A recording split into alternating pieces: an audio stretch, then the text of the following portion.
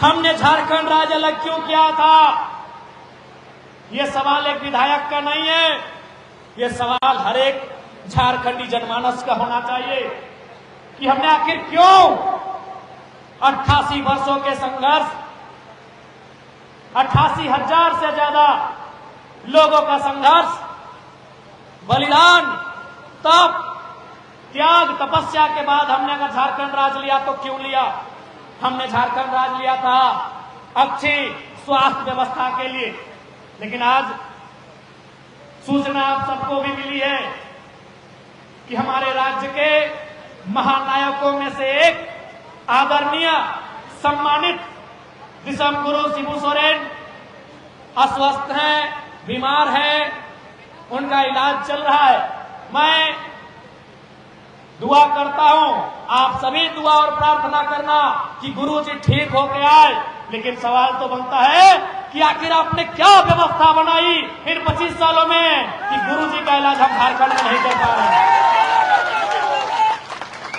हम दुआ करते हैं कि गुरु जी स्वस्थ होकर वापस आए, हम प्रार्थना करते हैं गुरु जी ठीक होकर आए। लेकिन सवाल भी होगा कि 25 सालों में आपने कैसा झारखंड बनाया कि हम रांची में, जमशेदपुर में, दुमका में, धनबाद में उनका इलाज नहीं करा पा रहे। तो क्यों राज्य बना था? अच्छी स्वास्थ्य व्यवस्था के लिए। कहां है हमारी स्वास्थ्य व्यवस्था?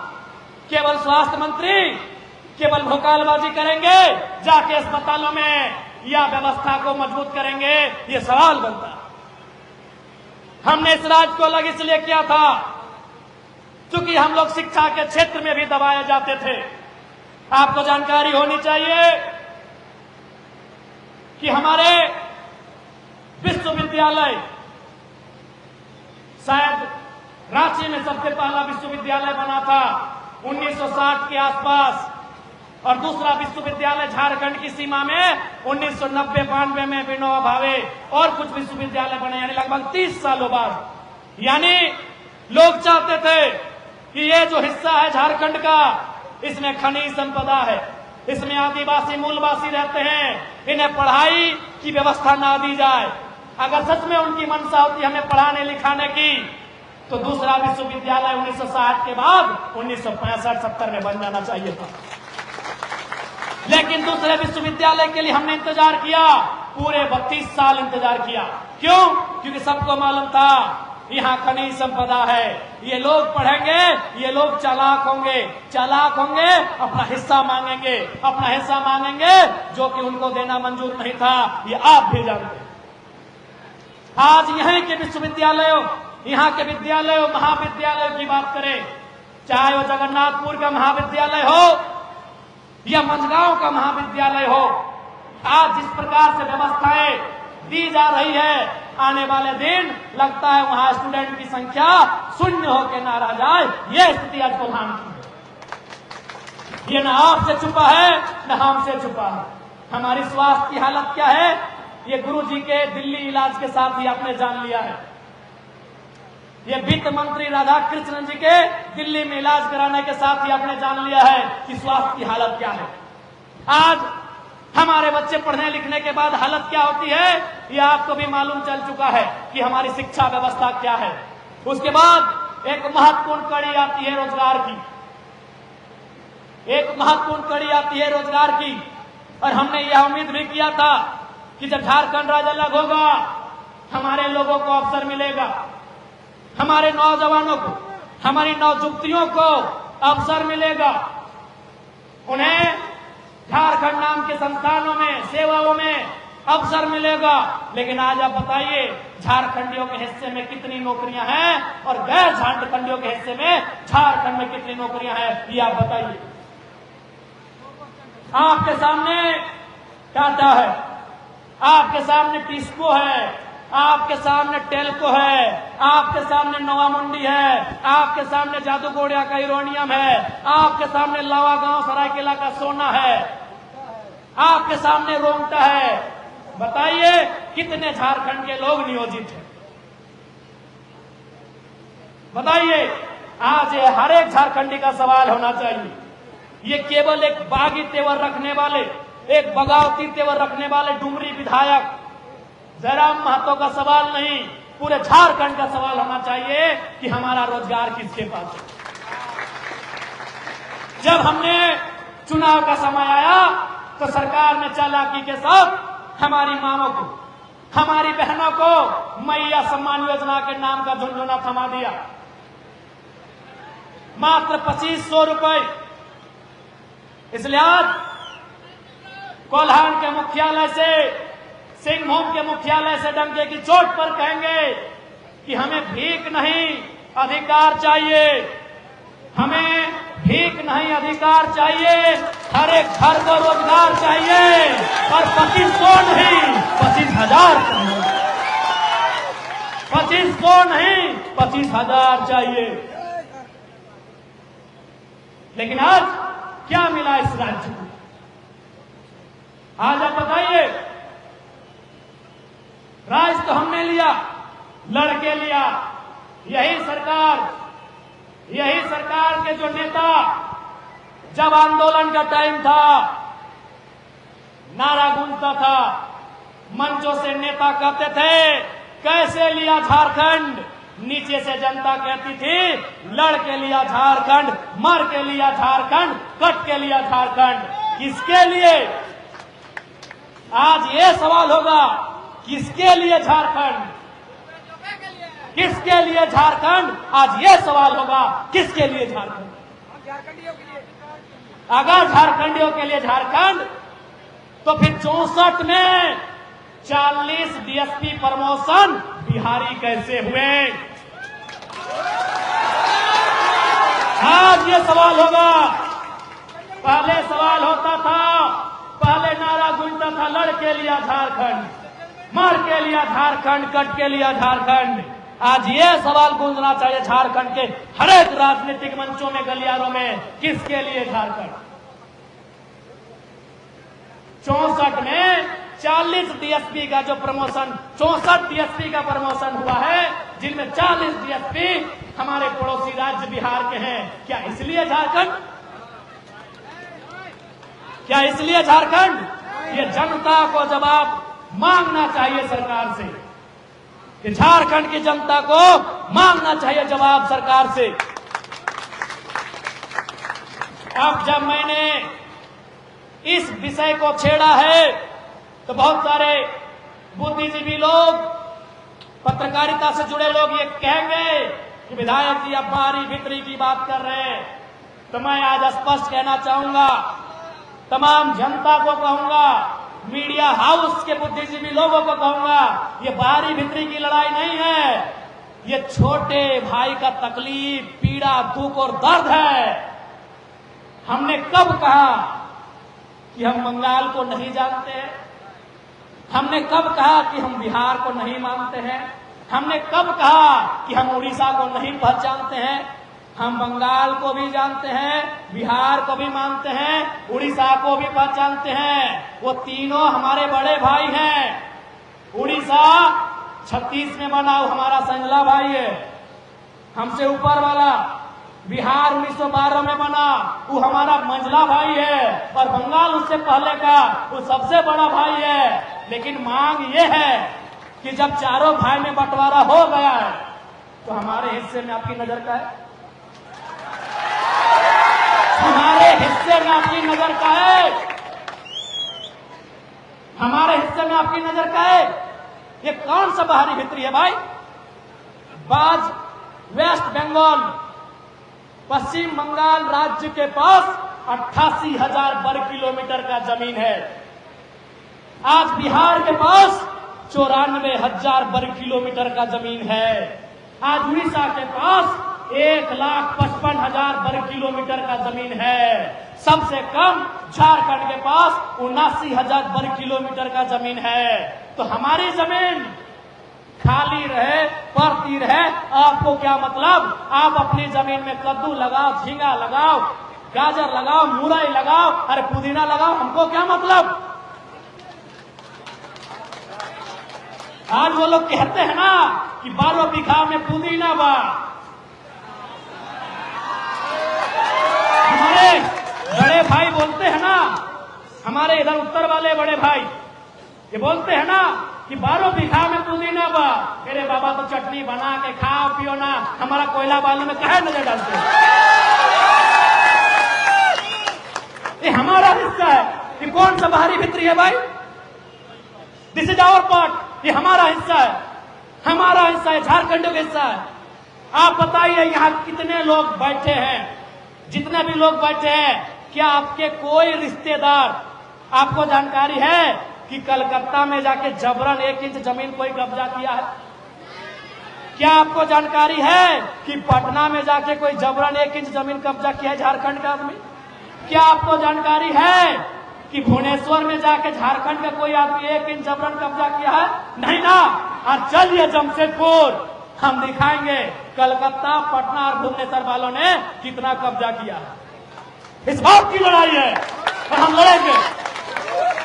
चलिए जमशेदपुर, मन हो तो चलिए रांची, धनबाद बोकारो का नाम मत लीजिए, वहां रोना पड़ेगा। धनबाद बोकारो का नाम मत लीजिएगा, वहां आंसू बहेगा। तो ये कैसे बाहरी भित्री का लड़ाई है भाई? 4 भाई थे, जवान हुए, शादी ब्याह हुआ, बड़ा हो गए, बांट लिए। आपको भी हिस्सा मिला पूरब में, किसी को मिला पश्चिम में, किसी को उत्तर में, किसी को दक्षिण में। तो रे भैया, आपको जो हिस्सा मिला उसमें खाओ, कमाओ ना। यही तो दर्द है, ये विरोध नहीं है। ये हमारी दर्द को समझिए, हमारे तकलीफ को समझिए कि आखिर हमने झारखंड राज्य क्यों लिया है। इसलिए कोई बाहरी भित्री की लड़ाई नहीं है।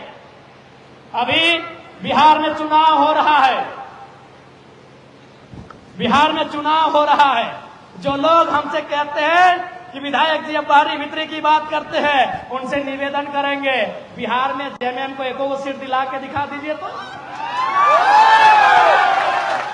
उनसे निवेदन करेंगे एनडीए से आजसू को 1 सीट दिला के दिखा दीजिए। तो और आइए झारखंड, आरजेडी से कोटे से मंत्री हैं, आरजेडी कोटे के विधायक है, जेडीयू कोटे के विधायक है, लोजपा कोटे के विधायक है। हमने बिहार को दिया, आप 1 विधायक दिला दीजिए, उसके बाद कहिएगा हम बाहरी भित्री करते हैं। अभी झारखंड में आरजेडी के 4, जेडीयू के 1, लोजपा के 1 विधायक है। आप जाइए जेएमएम और आजसू 2 क्षेत्रीय दल, एक इंडिया से, एक एनडीए से, 1 सीट दिलाइए। विधायक दूर की बात, विधायक जितना दूर की बात, 1 सीटवा दिला दीजिए और फिर आके हमसे कहिएगा हम बाहरी भित्री करते हैं।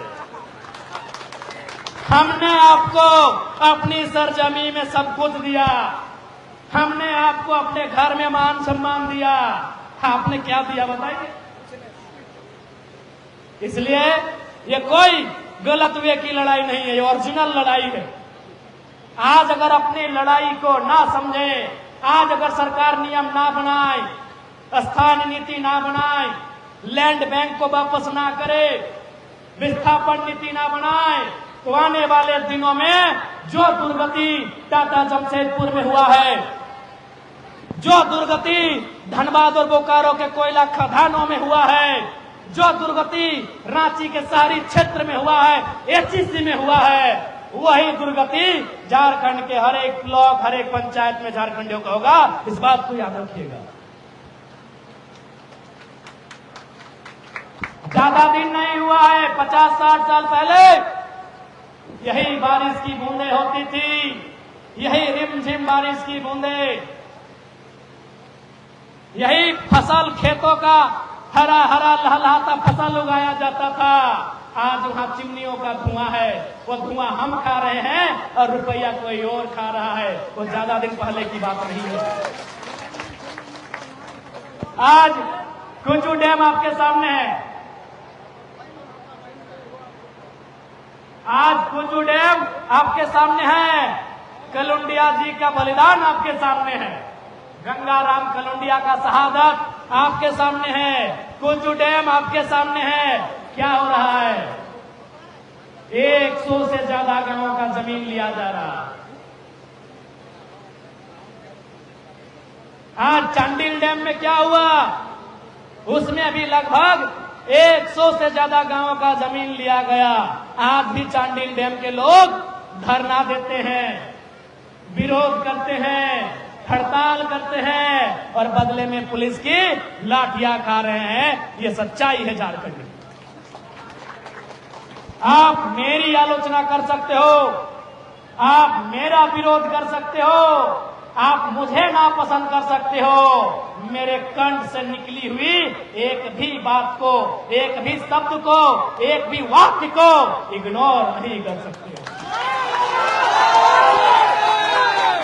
होगा आपका ताल्लुक भारतीय जनता पार्टी से, होगा आपका ताल्लुक कांग्रेस जेएमएम से, आप होंगे हमारे विरोधी, लेकिन अगर साहस है हमारे विचारों का विरोध करके दिखाइए तब मानिए। आज वास्तविकता है इस राज्य को समझने की, इस राज्य के लोगों को जानने की। ये वास्तविकता है कि आज हमारे साथ हुआ क्या और हो क्या रहा है।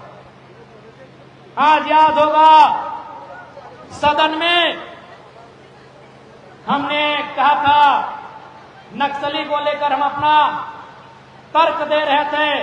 बीच में वो विदेश में पढ़ी लिखी आदिवासी मंत्री खड़ी हो गई कि आप ये क्या कहना चाहते हैं। हम बोले पहले सुनिए हम कहना क्या चाहते हैं। और आज भी अपनी बातों को दोहरा रहे हैं कि आज जिस प्रकार से लूट ब्लॉक में है, आज जिस प्रकार से लूट अंचल में है, आज जिस प्रकार से थाना, आज जिस प्रकार से ऑफिसर की मनमानी है, याद कीजिए वो दिन जब नक्सलियों का वर्चस्व था, ये लोग उनके डर से थर-थर कांपते थे। किसी बीडीओ सीओ का औकात नहीं था 1 रुपए घूस लेने का। कौन? मैं मानता हूं नक्सली गलत लोग है, मैं मानता हूं नक्सली असंवैधानिक है, मैं मानता हूं यह भी कि मैं नक्सली का समर्थन नहीं करता हूं, लेकिन सच्चाई आपको मानना होगा। क्योंकि मेरा घर पारसनाथ के ठीक सामने है, नक्सलियों का गढ़ कहा जाता था। जैसे आपके सारंडा को सच्चाई यह भी है कि नक्सलियों के डर से आम व्यक्ति से, आदिवासी गरीब किसान से ब्लॉक थाना में कोई 1 रुपया घूस नहीं लेता था। ये भी सच्चाई है। लेकिन आज क्या हुआ, यह आपसे नहीं छुपा है। आज बालू का लूट है, कोयला का लूट है, आज खनिज संपदा का लूट है। और यहाँ जिस प्रकार से अभी शिकायतें मिली हैं कि ट्रांसपोर्टिंग में कई नौजवानों, कई बच्चों का एक्सीडेंट में डेथ हो गया है। क्योंकि परिवहन मंत्री यहीं के हैं, मैं उन्हें संदेश देना चाहूंगा, कृपया इस मामले को संज्ञान लें कि जो अवैध रूप से ट्रांसपोर्टिंग हो रही है, जो लोगों की जान पे को जोखिम में रख के सड़कों पे गाड़ियां दौड़ा रहे हैं, उनको आप नियंत्रण में रखें। नहीं तो यही जनता सोचेगी कि मंत्री महोदय शायद इसमें आपका भी मिली भगत है। आज सबसे ज्यादा अगर वो सच्ची बात कही जाए तो हमें लगता है संथाल परगना और कोल्हान में आदिवासियों की संख्या औसत में है। आज कोल्हान की अगर पश्चिमी सिंहभूम की बात करें तो यहाँ 5 विधायक होते हैं, यहाँ 1 सांसद होती हैं, सारे के सारे जेएमएम गठबंधन के होते हैं। 56 सीटें आज जेएमएम को दिया गया है उनके नेतृत्व को। उनसे पूछिए कि अबुआ दिशा में अबुआ राज स्थापित करने में 56 सीटें काफी हैं या 76 देनी पड़ेगी। उनसे पूछिए। आज आदिवासियों के नाम पर, यहाँ के भोले भाले आदिवासियों के नाम पर आदिवासी नेता ही केवल अपने परिवार का भविष्य देख रहे हैं। अगर नहीं तो हमारी मां समान ही है, मैं उनको मानता हूं, आदर करता हूं, स्त्री है। यहाँ की सांसद मैडम अगर सच में वो आदिवासी हितैषी होती तो खुद सांसद बनने के बाद विधानसभा का टिकट इस भीड़ में से किसी आदिवासी को दे देते। याद आया अपना बेटा, यही हमारे कोल्हान टाइगर के नाम से प्रसिद्ध हमारे चंपई चचा, उनके सामने भी जब गया तो वो भी धृतराष्ट्र बन गए। उनको भी याद आया तो बेटा दुर्योधन, बाबूलाल जी घाटशिला से टिकट दिला दिए। आपको क्या मिला? यहाँ के आदिवासियों को क्या मिला? क्या उन्हें सरना धर्म कोड मिला? क्या उन्हें पेशा कानून मिला? क्या उन्हें सीएनटी, एसपीटी और बिल से विल्किंसन कानूनों में मजबूती मिला? क्या उनकी जमीनों को जो खरीद बिक्री हो रही उनमें रोक लगा? नहीं लगा। अरे उतना तो छोड़िए, ये सरकार ये बोल के आई थी कि यदि हम सत्ता में आएंगे तो 1932 तथा अन्य कॉलमों के साथ स्थानीय नीति बनाएंगे, एनडीए की 1985 की नीति को रद्द करेंगे। वहां भी मौन हो गई। इन्होंने कहा था कि जब हम सत्ता में आएंगे लैंड बैंक के आदिवासी विरोधी कानून को निरस्त करेंगे। क्या इन्होंने किया? तो आज मैं सरकार से मांग करता हूं कि स्थानीय नीति के साथ साथ एक अध्यादेश लाइए आगामी विधानसभा के सत्र में और लैंड बैंक को ध्वस्त करिए और जैसा उनका था रैयतों जो जोत तोड़ करते थे यह ग्राम सभा उनके अधीन रहे, इस बात को सुनिश्चित करना चाहिए। हमारी लड़ाई जैसा अंग्रेजों के काल में थी, हमारी लड़ाई जैसा भारत बनने के बाद 1947 से लेकर झारखंड बनने तक आज भी हमारी दशा वही है। हमने अंग्रेजों से लड़ा था, यानी ईस्ट इंडिया कंपनी से लड़ा था। आज अभी हमारे सामने वही कंपनियां हैं, बस उनका नाम बदल गया है। किसी का नाम टाटा हो गया है, किसी का नाम बीसीसीएल हो गया है, किसी का नाम सीसीएल हो गया है, तो किसी का नाम कुछ और हो गया है। आदिवासियों को जिस मंसूबे के साथ अंग्रेजों के कालखंड में यहाँ के जमीन, यहाँ के जंगल, यहाँ का खनिज लूटा जाता था, आज भी वही दशा है। आज भी हमें हमारे घरों से खनन के नाम में बेघर किया जा रहा है। यदि आपको अब भी लगे हम झूठ बोल रहे हैं तो यही बगल में जादू घोड़ा चीख चीख के इस बात की गवाही दे रहा है। आज भी आदिवासियों के साथ वही व्यवहार है। मैंने एक पुस्तक पढ़ा है, उस पुस्तक का नाम है सलाम बस्तर, अंग्रेजी में हेलो बस्तर। राहुल नामक राइटर ने लिखा है, वो हिंदी में भी है अंग्रेजी में भी है। उस पुस्तक में बीच में कहीं एक बड़ी गहरी लाइन लिखी है कि ये लोग आदिवासियों की जमीन को कॉमन जमीन मानते हैं।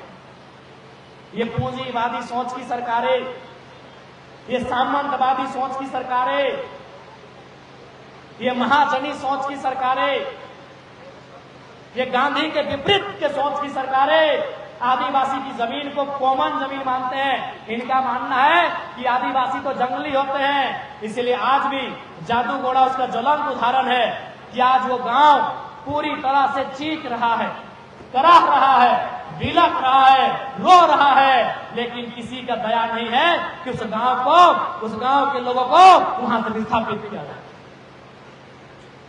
विकास का कोई विरोधी नहीं है, खनन का कोई विरोधी नहीं है, विस्थापन होना चाहिए। जमीन के बदले जमीन मिलना चाहिए।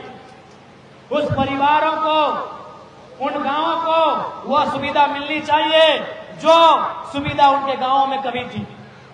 आपके सामने है जादू घोड़ा की कहानी। हमें तो एक वाकया याद आया, जब विधानसभा में मैंने जादू घोड़ा का विषय को उठाया, एक मीडिया बंधु ने हमें फोन किया, विधायक जी सचेत रहिएगा, कुछ लोग अब आपके पीछे लगेंगे। क्यों? ना आपने जादू घोड़ा के मुद्दे को छू दिया। अरे भाई, कोई मर रहा है और हम इसको छूने से डरेंगे? आपके सामने चीख रहा है जादू घोड़ा। जमीन हमारी, गांव हमारा, और आज यूरेनियम खनन के नाम पर उस गांव को, आसपास के गांवों को बर्बाद कर दिया गया है। वहां की आधी महिलाएं मां नहीं बन सकती हैं, आधी महिलाएं। कोई अपंग पैदा हो रहा है, कोई आंख से, कोई कान से, कोई पांव से, कोई हाथ से बीमार होकर पैदा हो रहा है। ये स्थिति है जादू घोड़ा की। इसलिए तो मैंने सवाल किया, क्यों झारखंड, किसके लिए झारखंड, क्यों ये बलिदान, क्यों ये संघर्ष, किस दिन के लिए झारखंड? लोग ये कहते हैं कि जादू घोड़ा का यूरेनियम परमाणु बम में काम आता है। जी नहीं, वह केवल और केवल ऊर्जा के लिए काम आता है। इस यूरेनियम से परमाणु बम भी नहीं बनता है, आप लोग जान लीजिए। बहुत लोग आपको ये ठीक है, ऊर्जा का बनना भी आवश्यक है, लेकिन हमारे कब्र पे नहीं, हमारी लाशों के ढेर पे नहीं, हमारी सिसकियों के बीच नहीं, हमारी आंसुओं के बीच नहीं, हमें विस्थापित करके बनना चाहिए, उसका स्वागत है। इसलिए आज झारखंड के जनमानस को सोचना होगा कि आज इस राज्य की दशा क्या होनी चाहिए, इस राज्य की दिशा क्या होनी चाहिए, ये झारखंड के जनमानस को सोचना चाहिए। यही नेता, यही कल्पना जी बहुत बड़ी बड़ी बातें इन्होंने किया सभी मंचों में। हमारी बहन लोग को भी लगा कि कल्पना जी भी एक महिला है, उनसे जुड़ गई, आज वो दिख नहीं रही है, बस विधानसभा के कार्यक्रम में दिखती है और उस दिन अच्छा से जाती है जब उनका भाषण होता है, क्योंकि कैमरा में आना हमने नोटिस किया। आज माननीय मुख्यमंत्री, अभी देखिए बड़ा बड़ा होर्डिंग बगल में लगा होगा कि शराब नहीं पीना है, नशा को नो, सिगरेट को नो, अफीम को नो, और गांव गांव में दारू बांटने का प्लान शुरू है। यानी इसका मतलब क्या है कि सरकार हम लोगों को मूर्ख समझता है। अभी देखिए दीदी, करोड़ों का पोस्टर बनाए हैं मुख्यमंत्री जी और बिल्कुल रेमनी मार के अपना फोटो को एकदम सुंदर एडिट करके एकदम की मस्त मस्त दाढ़ी और बड़ा फोटो, और क्या लिखे हैं कि स्मोकिंग को नो बोलिए, दारू को नो बोलिए, अफीम की खेती को नो बोलिए, और वही सरकार दारू की योजना को गांव गांव में शिफ्ट कर रहे हैं। जनता अगर अफीम की खेती लगाए वो नक्सली और सरकार दारू बेचे तो ये दोहरा चरित्र है हमारी सरकार का। आप पढ़े लिखे उनके चरित्र को जानिए। देखिए पोस्टर सामने है, चाईबासा ब्लॉक सामने है, जाके देख के आइए, बड़ा बड़ा पोस्टर, दारू नहीं पीना है, अफीम का खेती नहीं करना है, सिगरेट नहीं फूंकना है, और सरकार योजना लेके आई है कि आदिवासी का जो जमीन बच खुच गया है, टाटा को देने के बाद, चांडिल डैम को देने के बाद, कुचू डैम को देने के बाद, एचईसी को देने के बाद, बीसीसीएल सीसीएल को देने के बाद, झारखंड के आदिवासी मूलवासी का जो जमीन बच गया है दारू पिला के लेने में सुविधा। आप भले ना बोलिए, आप भले कुछ हो बोलिए, हम धनबाद बोकारो से आते हैं, हमारी आधी जमीन दारू पिला के लिया है, ये भी सच्चाई है। तो सरकार भी वही करेगी। ऐसे भी हम लोग गरीब लोग हैं, ऐसे भी हम लोग गरीब लोग हैं, पढ़ने को सुविधा नहीं, बीमार हो जाएंगे तो सीधे मरिए जाएंगे, बीमार हो गए तो सीधे मरिए जाएंगे, तब क्या करेंगे?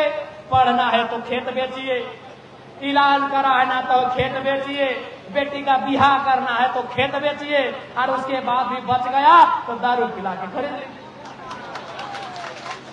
यही है सरकार की सॉलिड योजना। उसके बाद अगर कुछ आपको दिखा इस सरकार में विजन तो बताइए। इस सरकार में अगर आपको कोई विजन दिखा तो बताइए। दीदी लोग को भुलाने के लिए 2500 लाए थे, वो भी टाइम टाइम फीस है अभी। हाँ, बंगाल का कितना दीदी लोग भरवा ली है, बंगाल से देखा झारखंड सरकार दे रहा है 2500 टका, बंगाल से आके यहाँ 94-95 वो इंसान ने कहा भर दिया। तो इसलिए आज जनता को सवाल करना होगा, जनता को सत्ता से सवाल करना होगा, चूंकि लोकतांत्रिक देश है और लोकतांत्रिक देश आर्टिकल 19 जो हमारा संविधान में इंगित मौलिक अधिकार है वो हमें सवाल करने के लिए कहता है। सवाल करिए, सवाल जितना करेगा उतना बवाल होगा। आप सवाल ही नहीं करते हैं, बवाल ही नहीं होता।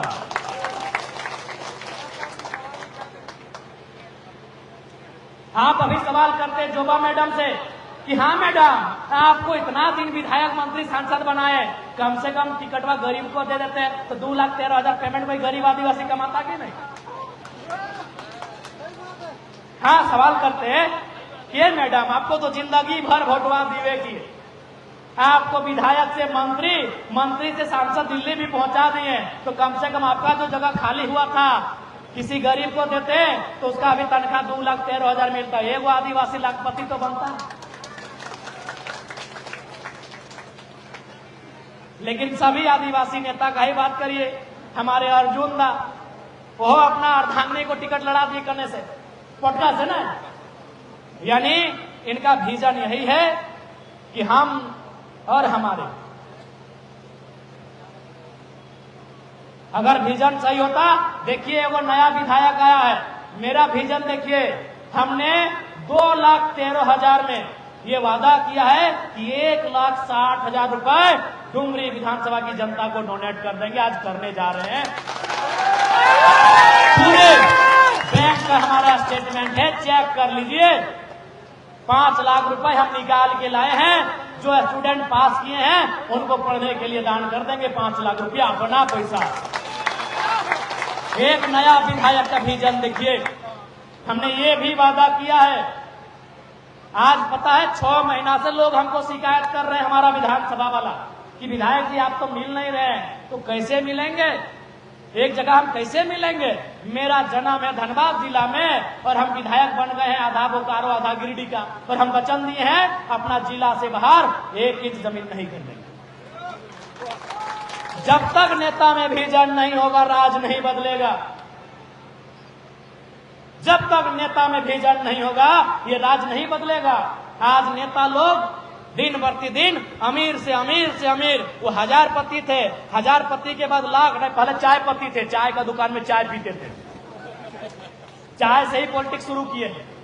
चाय पत्ती से 1000पति, 1000पति से लाखपति, लाखपति से करोड़पति, करोड़पति से अरबपति बन गए। आज हिंदुस्तान की गरीबी का एक महत्वपूर्ण कारण नेता और ब्यूरोक्रेट्स है, इसको मानिए। हिंदुस्तान की गरीबी का एक महत्वपूर्ण कारण है नेता और ब्यूरोक्रेट्स। क्यों ना, हम लोग अभी एक वर्ड आया है मार्केट में, अर्थशास्त्र की दुनिया में, इकोनॉमी की दुनिया में एक नया वर्ड आया है, क्रोनी कैपिटलिज्म। कैपिटलिज्म नहीं, crony capitalism. What is the meaning of crony capitalism? न, क्रोनी कैपिटलिज्म वे लोग हैं जो विधायक यानी सरकार, चाहे दिल्ली वाली या रांची वाली सरकार, और ब्यूरोक्रेट्स उनके सहयोग से गलत तरीकों से अमीर बनते जा रहे हैं, जनता से बहुत ज्यादा अमीर बनते जा रहे हैं। उसी वर्ड को, उन्हीं लोगों को डिफाइन करने के लिए वर्ड आया है क्रोनी कैपिटलिज्म। आज हिंदुस्तान की सबसे बड़ी बीमारी क्रोनी कैपिटलिज्म बनते जा रही है। आज यदि मेरा झगड़ा आपके साथ, आपका झगड़ा मंगरा का अगर बुधना के साथ होगा तो थाना प्रभारी रिपोर्ट लिखा लेंगे। सोच लीजिए, यदि आपने रिपोर्ट अडानी जी के खिलाफ लिखेंगे थाना प्रभारी, उनके हाथ में वो ताकत है, उनकी कलम में वो ताकत है कि वो रिपोर्ट लिखेंगे अंबानी साहब के खिलाफ। यही एक क्रोनी कैपिटलिज्म का स्वरूप जो अंग्रेजों से भी भयावह होगा। इसलिए पढ़े लिखे नौजवानों, क्रोनी कैपिटलिज्म के दौर को पहचानिए और उन नेताओं को राजनीति से दूर करिए जो क्रोनी कैपिटलिज्म को बढ़ावा दे रहे हैं। एक नया विधायक जिसने वचन दिया है अपना जिला से बाहर 1 इंच जमीन नहीं खरीदेंगे, क्योंकि अगर हम अमीर होंगे तो जनता गरीब होगी।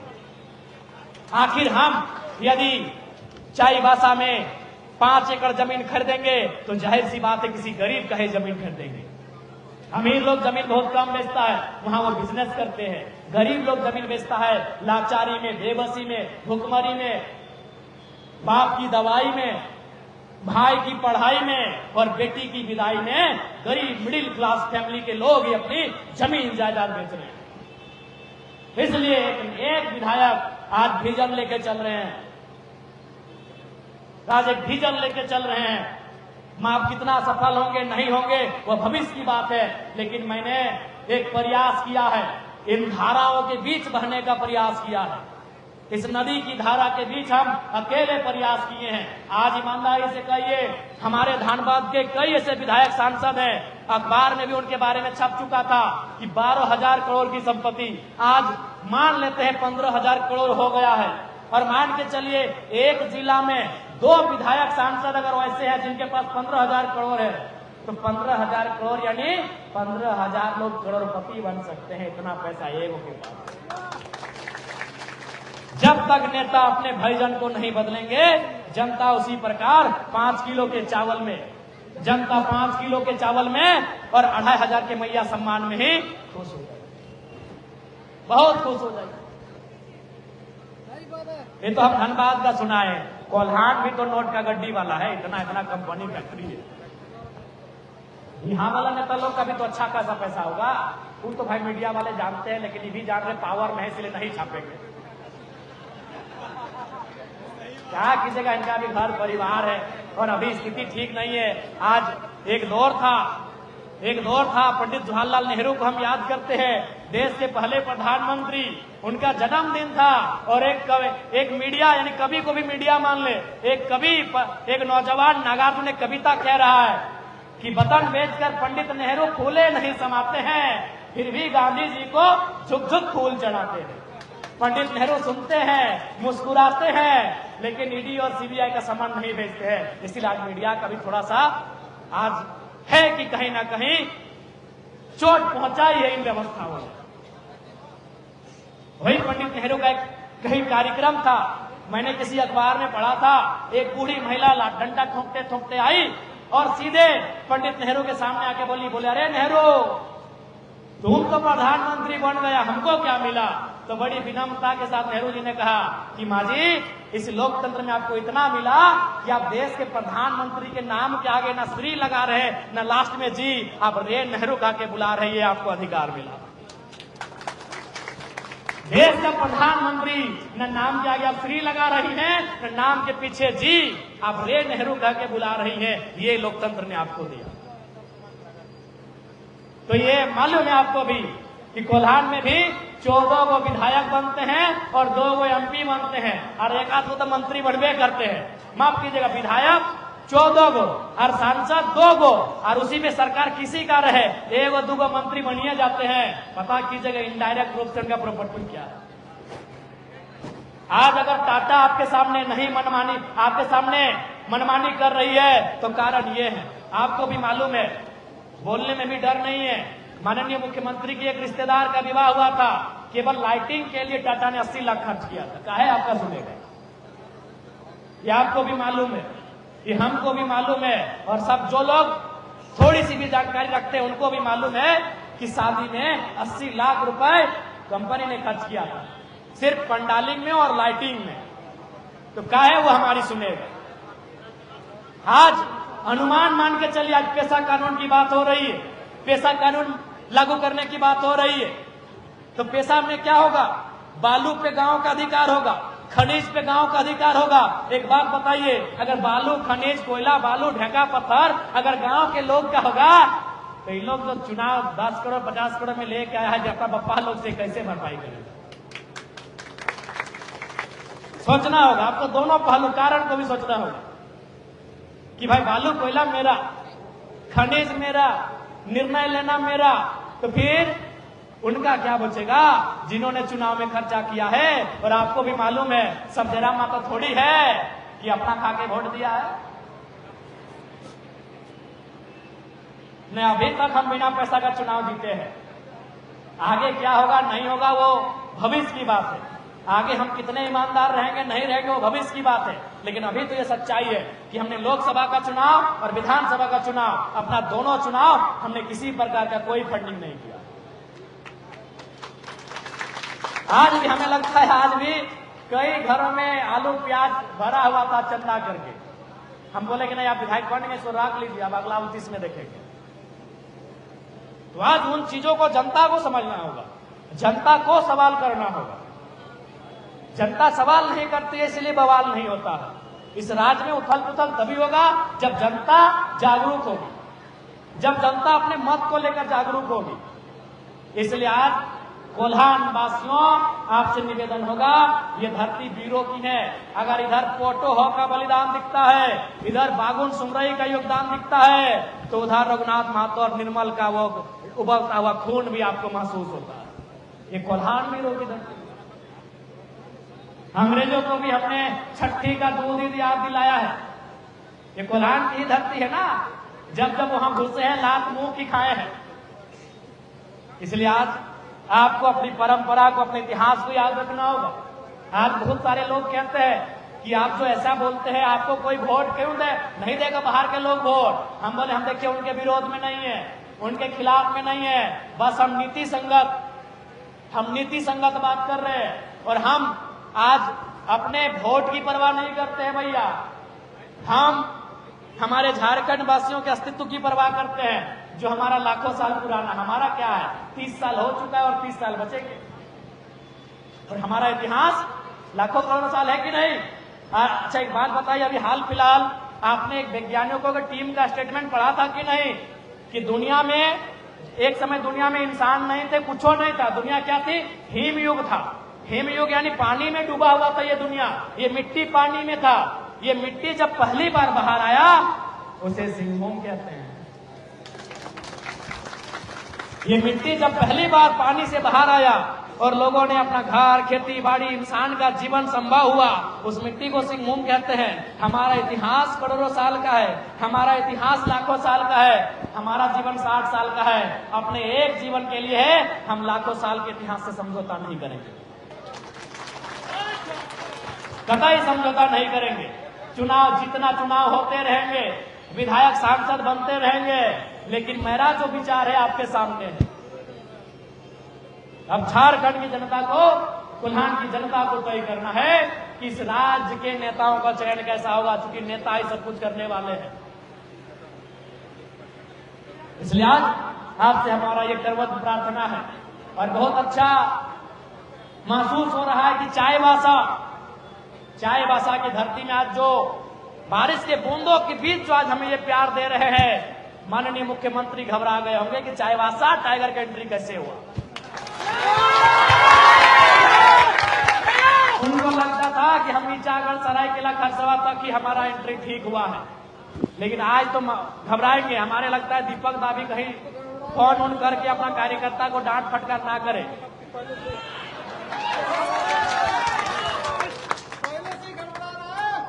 इसलिए आज जनता को नेतृत्व चुनना होगा। हम बुरे हो सकते हैं, आने वाले दिन हमारा कोई कदम बुरा हो सकता है, आने वाले दिन हो सके हमारा व्यवहार बदल सकता है, लेकिन आज जिन बातों का परिचय मैंने आपसे करवाया है, जिन विषयों को मैंने आपके सभा के पटल पे रखा है, आप इन विषयों को इनकार नहीं कर सकते हैं। इन विषयों को अगर इनकार किए तो हमारे लिए बहुत भारी पड़ेगा। आज साक्षी वालों को कभी आज से 50 साल पहले मालूम नहीं होगा कि हमारी ये दशा होगी। साक्षी, सोनारी, मानगो, कदमा, विष्णुपुर, आदित्यपुर, गम्हरिया, सरायकेला, उनको भी मालूम नहीं होगा आज से 50 साल पहले कि जो हमारे खेत, जिन पर हमारे बाप दादा फसल उगाया करते थे, आज उसमें चिमनी का धुआं उड़ेगा, धुआं हम खाएंगे, ये उन्होंने भी नहीं सोचा।